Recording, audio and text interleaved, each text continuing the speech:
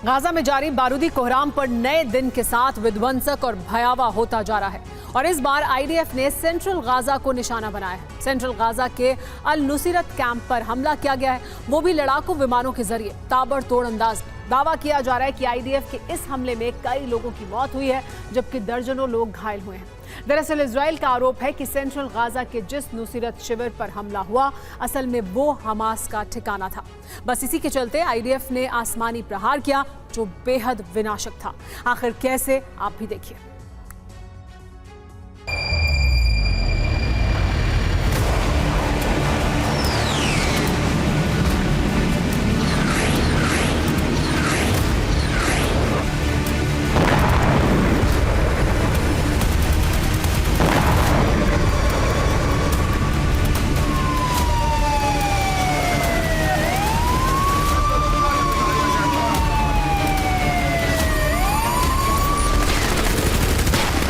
उत्तर Gaza से शुरू हुआ आईडीएफ का ग्राउंड ऑपरेशन दक्षिण पूर्वी गाजा तक पहुंचा, मगर अब इजरायली ब्रिगेड का फुल फ्लेजेड बारूदी एक्शन सेंट्रल गाजा में जारी है, वो भी पहले से ज्यादा विध्वंसक और विस्फोटक अंदाज में।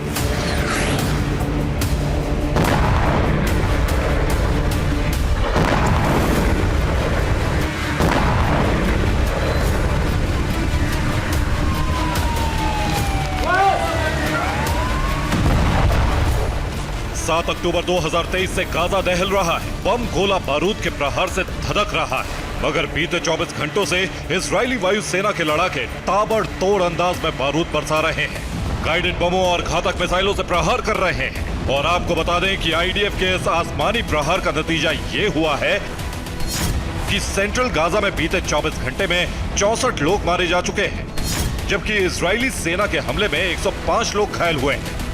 आईडीएफ ने सेंट्रल गाजा के अल नुसीरात कैंप पर हमला किया, वहीं बुरेज रिफ्यूजी कैंप पर भी आईडीएफ ने भीषण बमबारी की। सेंट्रल गाजा में मरने वालों में महिलाएं और बच्चे शामिल हैं। यकीन मानिए, सेंट्रल गाजा से आईडीएफ के हमले से जुड़ी जो तस्वीरें सामने आ रही हैं, वो बेहद ही सन्न करने वाली है, क्योंकि आईडीएफ के हर हमले में सेंट्रल गाजा की बहुमंजिला इमारतें ध्वस्त हो रही हैं। रिहायशी इलाके बारूदी धमाकों और ब्लास्ट से तहस नहस हो रहे हैं। जहां तक नजर जा रही है, वहां सिर्फ और सिर्फ खंडर मकान और हमले के बाद तबाह हुई इमारतों का मलबा दिखाई दे रहा है।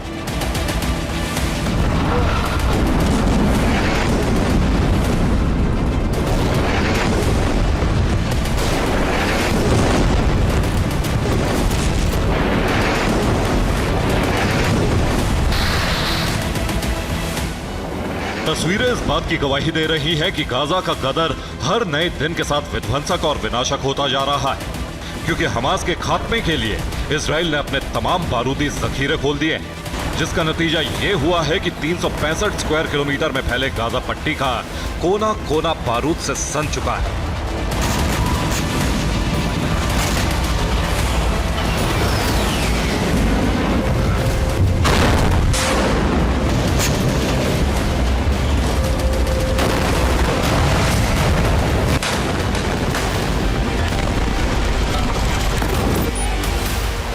गौर करने वाली बात यह है कि सेंट्रल गाजा के जिस नुसीरात कैंप और वहां मौजूद स्कूल पर इजरायली सेना ने स्ट्राइक की, उसका संचालन यूनाइटेड नेशंस के पास है।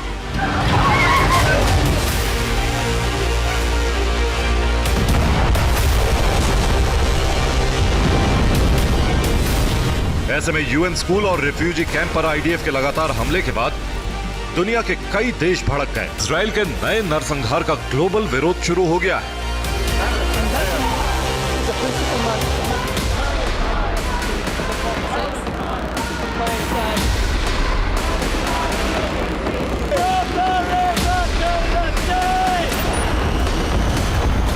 दावा किया जा रहा है कि बीते 10 दिनों में इजराइल ने गाजा के 5 स्कूलों और राहत शिविरों पर अटैक किया।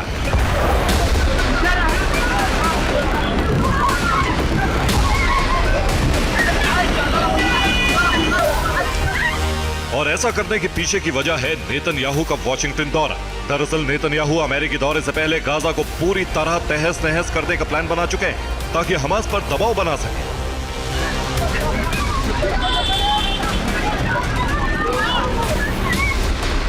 क्योंकि आशंका जताई जा रही है कि बाइडेन नेतन्याहू की मुलाकात के दौरान गाजा पर बड़ा फैसला लिया जा सकता है। सीज फायर तक का ऐलान हो सकता है।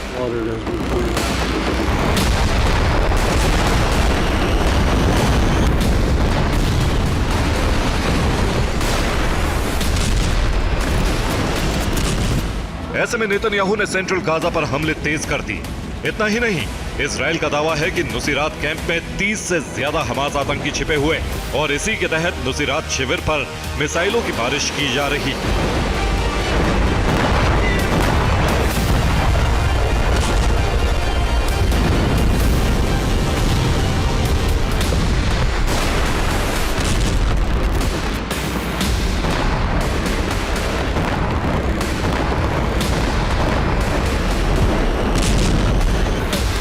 जहां एक तरफ गाजा विनाश को लेकर दुनिया भर में इजराइल को कटघरे में खड़ा किया जा रहा है, तो वहीं इजराइल की मदद करने वाले अमेरिका की भी किरकिरी हो रही है। लेकिन इजरायली पीएम नेतन्याहू ने भी साफ कर दिया है कि जब तक हमास बंधकों को नहीं छोड़ेगा, जब तक हमास का खात्मा नहीं होगा, तब तक इजराइल का ऑपरेशन नहीं थमेगा। इसके लिए चाहे गाजा का नक्शा ही क्यों न बदलना पड़े।